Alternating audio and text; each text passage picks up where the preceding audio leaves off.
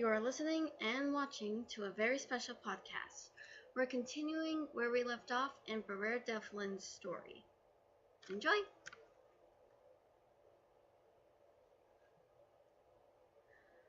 Boy, things got pretty ugly when a bunch of robbers tried to take down Briar and her crew. Josephat watched all of this, and he knew what he must do. He remembered what his father told him about defending himself before he left on the journey. Josephat, you must listen to what I have to say. When you see someone in danger, don't be afraid to step in and stand up for yourself. That is the only way you can prove your worth on helping people. Josephat remembered his father's words and came over to stop the intruders. Leave her alone. She has done nothing to you. The robbers just laughed. Oh, and what's the matter, pal? You're gonna make a fortune out of this. Yeah, he looks just like a prince. The others said. I am a prince, Josephat said. What? The robbers said in disbelief. What? Now you're just making up a joke, Briar said. No, I am a prince. Josephat finally revealed himself. I am Prince Josephat O'Connor, the Prince of the City of Angels from the Fireburn Hills Kingdom. The robbers immediately knew who he was. Hey man, is that really him? Yeah, it is him. I don't believe it. Suddenly the robbers fell to their knees. We're sorry, Your Highness. We're really sorry. Josephat turned around to Briar. Briar immediately fell to her knees as well. Your Majesty, I didn't know it was you. I mean, you never told me you were a prince, Briar protested. No, I'm being disrespectful. I mean, I didn't know. I really... Josephat offered his hand to her. Stand up. It's all right. It's really okay. You a prince? Oh, well, I didn't even know. You never even said a word, mister. Well now, milady, I was just trying my best to conceal my identity. After all, I would show great respect for an angel. Yeah, sure, let's go with that, angel. Well, I guess Valkyries sure are one of the most beautiful angels I've ever seen, Josephat said. Valkyries? How did you know? Briar started to say, but before she could ask any further, a voice in her mind came to her. It sounded like something from the heavens, and it was a woman's voice, and it said, My sweet girl, he is the way into the rebirth of the Valkyries. Please, let him be your guide, said the voice. Then the voice faded and Briar snapped out of her trance. Whoa, what the heck was that? Briar wondered, looking around. That was weird. Josephat? Do you think maybe you can stay here longer? I don't want you to leave. Why would I leave? I'm not going anywhere. Wait a minute, man, Natsu said. Why did you even leave your kingdom anyway? Are you exiled? Do you want to leave the life of luxury? Oh, don't be mistaken, Natsu Dragneel. I would never leave my kingdom just to get away from the life of luxury. I just feel like I'm not living up to my potential, said Josephat. Briar looked at him in surprise. What are you talking about? What do you mean? Well, you see, I know this is gonna sound silly, but when I was a little boy, I took a ride into the city and I saw wondrous places of the city, but then I came to the darkest part of it, and not all as it seemed to be. There were people on the streets, people getting sick, horrible diseases. It was really unimaginable, said Josephat. And I looked at that and I knew that being in the palace for so long, I just couldn't take it anymore. That's why you left? Asked Briar. Of course. What would I be if I wasn't here to help out? It's quite a nightmare, you see, just to see those people. I've always wondered, maybe, just maybe, there was more to life than being in the palace. I thought maybe if I come here, perhaps I can help other people, Josephat said.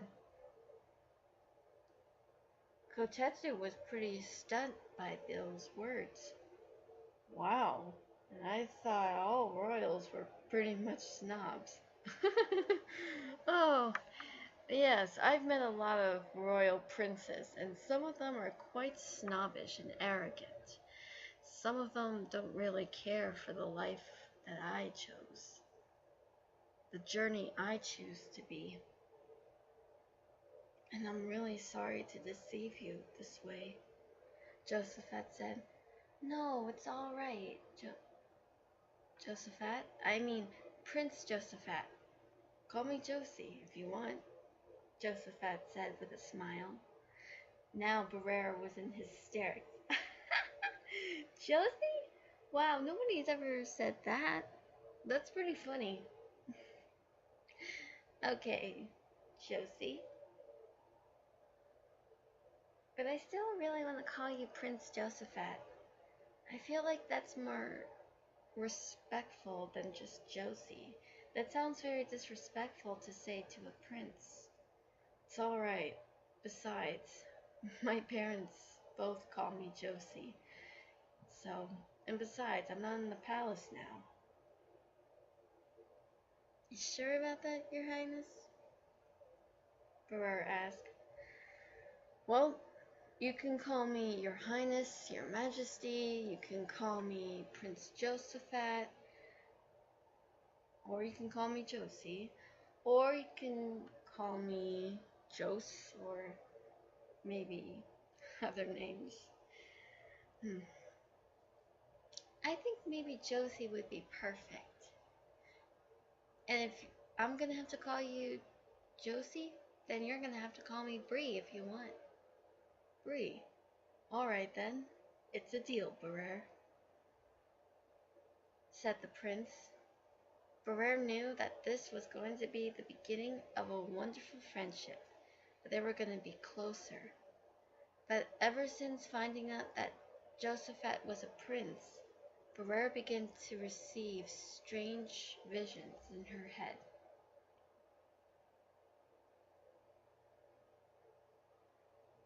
Briar could see in her dreams of someone named Brynhild. She was a warrior, a Valkyrie from the heavens of Valhalla, and now she has come down to experience life after meeting with Siegfried. She fell in love with a man, and he swore to be respecting her. However, during that time, Brynhild's father forbid her to see him any longer. Brynhild rebelled against him, and then he placed a Sleeping Beauty curse on her.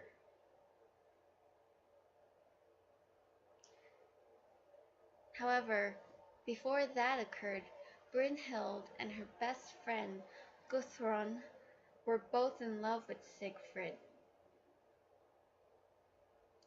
Brynhild wanted to marry Siegfried, but Guthrun had her eye on Siegfried for a little while.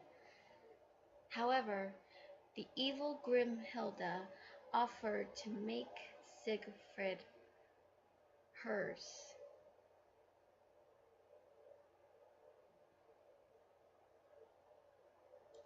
And Guthrun accepted the deal.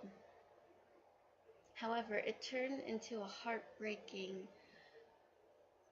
worse feeling. Siegfried and Guthrun fell in love, and when Brynhild discovered this, she was shocked and also heartbroken. Guthrun remembered her mistake and realized what had happened. Siegfried tried to get the love of his life back, but Brynhild didn't want to hear it and ran off. Grimhilda's plan had worked. However, Guthrun betrayed Grimhilda and got back at her, punishing her for good.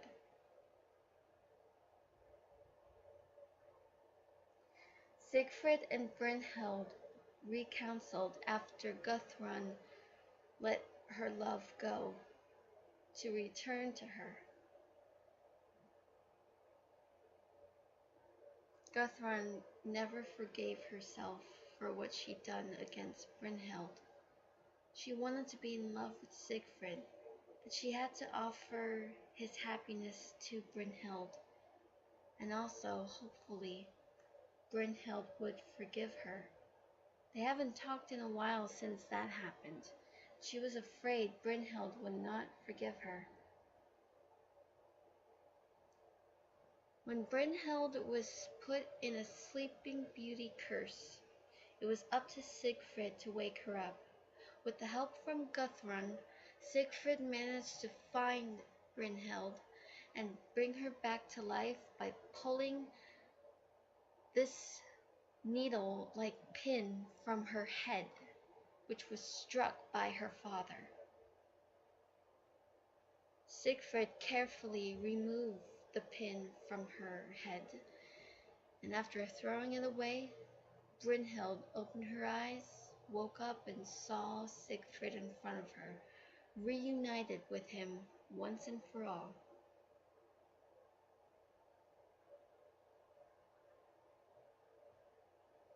Brynhild thought these visions and dreams were very strange, and she had no idea what was going on with this. And it was kind of strange of her to forget that she was a Valkyrie hybrid, but now she's forgotten about that because somehow she never really wanted to be a Valkyrie. Ever since what happened, the incident before, when she confronted Jack Hollister, it was really traumatizing for her, and she never wanted to become a Valkyrie. But why would she care? Why is she really upset about this? It was making her so stressed that she couldn't even think straight. However, she had to calm down. She prayed, wondering what can she do to reclaim her sanity once again. And then she fell back asleep, not knowing the dangers that were coming ahead. Thank you so much for listening and watching. Stay tuned for another episode. I'm Catherine Donovan, and I'll see you next time. Bye-bye!